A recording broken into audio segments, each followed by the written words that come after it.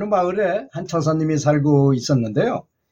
그 50 정도 되신 분인데 허리가 아주 심한 허리병이 걸려가지고 이 병원도 가보고 저 병원도 양방병원에도 가보고 한의원에도 가보고 별의별 짓을 다 했는데도 운신을 못 하겠는 거야. 그 집에서 누워서 있으면서 심심하면 야, 이 더러운 놈의 세상 못 살겠으니까 농약 가져와라. 죽겠다 그러니까 가족들이 아주 큰 고통이죠. 죽지도 않고 누워가지고 움직이지도 못하면 욕만 하고 막 저 발광을 하니, 그래서 가만히 생각하니까 그래도 그 여동생이 스님이 된, 비구니 스님이 된 스님이 계셨거든요. 그래서 스님을 청해가지고 한번 좀 부탁 좀 받아보자 해가지고 이제 갔어요. 그 절에 찾아가서 속가 가족들이 이제 찾아간 거죠. 근데 비구니 스님이 들어보니까 오빠가 아프다는데 그래도 못 들은 척 할 수 없어서 이제 집에 찾아갔어요. 찾아가서 오빠, 그런 거는 관세음보살 연불을 하면 100% 나니까 걱정하지 말고 열심히 연불 하세요. 그러니까 이제 나름대로 이제 연불을 했는데 진짜로 믿는 마음이 생긴 건 아니에요. 그냥 뭐 누가 들으라는 식으로 이제 한 일주일 했는데 안 되는 거야. 몸은 점점 더 아파지지 뭐 효과도 없어. 그런데 이러다 영영 불구가 되는 거 아닌가 하는 이제 걱정이 생기기 시작하잖아요. 그래가지고 이 사람이 걱정이 돼가지고 아유 이제 더 괴로워서 더 난리치는 거야. 그래서 이번에 또 가서 이제 그 비구니 동생 스님을 모셔올 수밖에 없었어요. 모셔왔어. 그랬더니 들어오니까 일도 못하고 사느니 차라 죽어버리는 게 낫겠다. 먹고 죽어버리게 농약 가져와라. 빨리 가져와 하면서 소리 지르는 거야.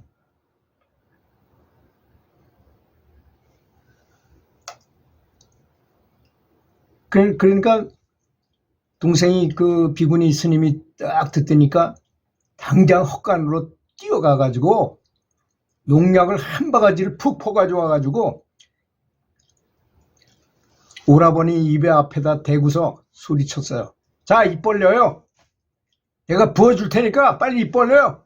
뭘 망설여. 빨리 해라는데. 죽으면 그만이잖아요. 죽으면 우리도 편해. 당신 그런 소리 지르고 오빠 막 그래가지고 집안이 온 풍지박산이 됐는데 빨리 입 벌리라고 말이야. 막 이렇게 야단을 막 쳤어요. 근데 이 처사가 동생의 당돌한 행동에 깜짝 놀라가지고 입을 다물고 고개를 옆으로 확 돌려버렸어요. 그러면 농약을 먹지 않으려거든 지금부터 관세음보살을 열심히 외우세요. 부지런히 외워서 꿈속에서도 관세음보살을 외우게 되면 묘한 약이 생기기도 하고 용한 의사가 나타나서 병을 금방 낫게 될 것입니다. 여동생의 말을 묵묵히 듣고 있던 처사는 그 순간부터 마음속으로 관세음보살을 불렀어요.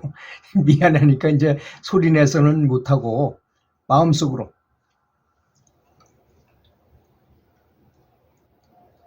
소리내서 하기는 쑥스러워서 마음속으로 관세음보살을 계속 염했던 것입니다. 그렇게 하기를 일주일째 되던 날 저녁, 처사가 문득 이제 그 동생 비구니 스님이 얘기한 것처럼 정말 꿈을 꾸게 됐어요.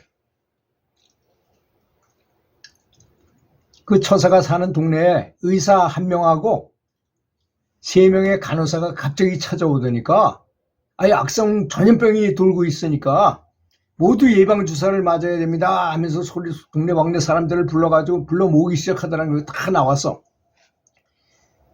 그리고 이제 처사가 동네 사람들과 함께 의사 앞으로 가자. 의사는 다른 사람을 걷어볼 생각도 안 하고 처사를 끌어당겨가지고 청진기로 진찰을 하는 거야.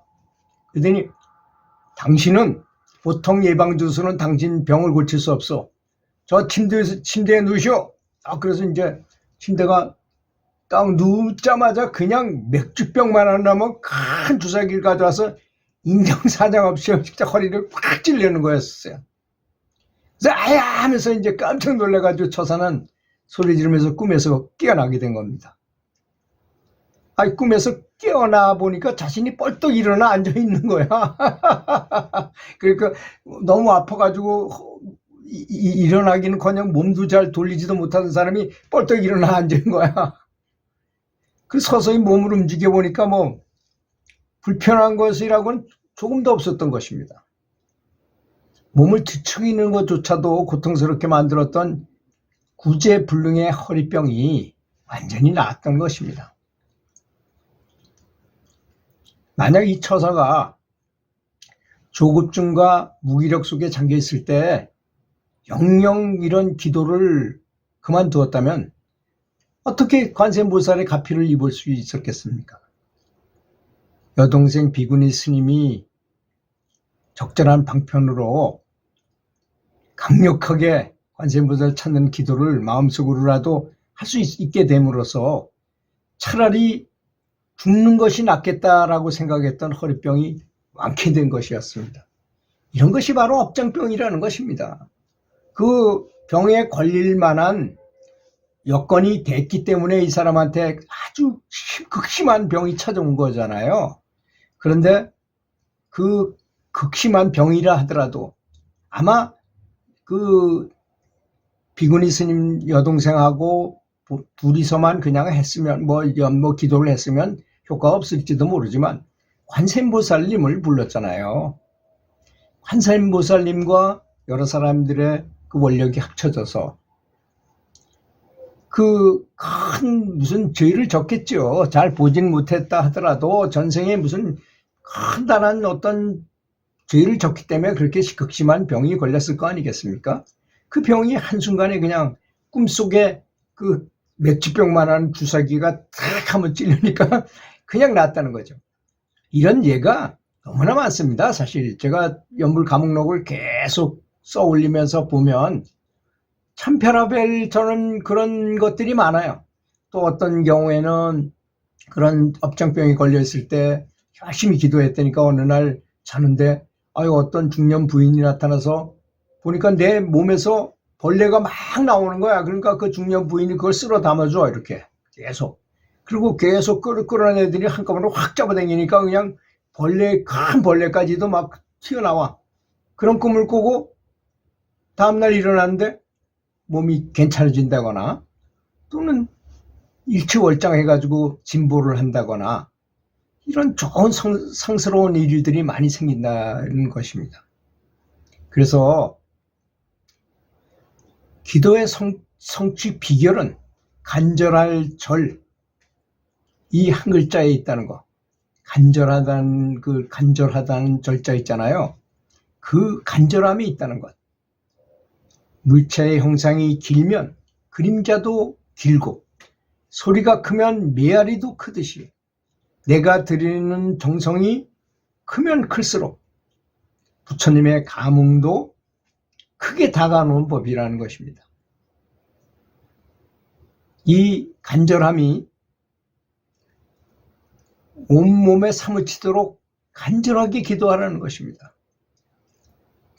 그러면 자기도 모르는 사이에 산매에 빠져들어 반드시 불보살님의 가피력을 잊게 된다는 것입니다. 그래서 지극한 마음, 간절하고 또 간절한 마음으로 기도하기를 당부를 드린다는 것입니다. 저는 테니스 감독을 할 때 재수 좋게 우리나라 그 대한테니스협회라는 곳이 우리나라의 유명한 선수가 하나도 나오지 못하는 시절이었어요. 그때 당시에. 그래서 이영택 선수가 나왔고 그 다음에 정희연 선수가 나왔고 뭐 그 정도지 그전엔 그렇게 유명한 선수가 나오지 않았었어요. 그래서 세계에서 제일 뛰어나다는 코치를 한 분을 초병해가지고 장충 테니스 코트에서 국가대표 감독, 실업팀 감독, 대학 감독 이런 분들만 한 몇십 명 있는데 저만 고등학교 감독으로 유일하게 참석을 했어요 거기에. 근데 그 세계적인 코치가 와서 가르치는 걸 보니까 이분이 선수 출신이 아니야. 변호사 출신이야. 닉 볼리테리 씨라고. 근데 그분이 가르치는 걸 보니까 저는 큰 깨달음을 얻었어요. 그분이 가르치는 걸 보고. 열정. 소리 질러가면서 앞에서 그냥 고등학교 몇 명 선수를 놓고서 이렇게 시범을 보여요. 가르치는 방법을. 소리 지르면서 열정적으로 가르치더라고요. 바로 저거구나. 기술이고 뭐고 이런 건 두 번째 문제구나. 기술이야 모르면 전문가한테서 배우면 기술 그 폼을 배우고 뭐 기술을 배우면 그건 간단하잖아요. 그런 거는 오히려. 그런데 이 선수로 하여금 열정을 갖고 하게 하는 거에는 열정이 필요하구나 하는 거를 그분이 보여주셨어요. 그 50명 가운데 저만 유일하게 그걸 전수받았다고 저는 생각해요. 그래가지고 제가 이영택 선수를 원주중학교에서 3년 동안 코치도 없이 직접 볼 대줬어요. 열정적으로. 동네 분들이 이렇게 지나가다가 저희 학교 테니스장 옆을 지나가다가 제가 가르치는 모습을 보면 감히 가질 못하셨어요. 구경하느라고. 얼마나 소리 질러가면서 학생들을 이렇게 용기를 북돋으면서 가르쳤는지 열정적으로 가르쳤고 바로 그 닉 볼리테리 씨한테 배운 방법 그대로 한 것입니다. 연불도 마찬가지입니다. 모든 걸 거기다 투입하고 모든 걸 다해서 연불할 때 반드시 부처님의 가피가 임할 것을 확신합니다. 들어주셔서 감사합니다.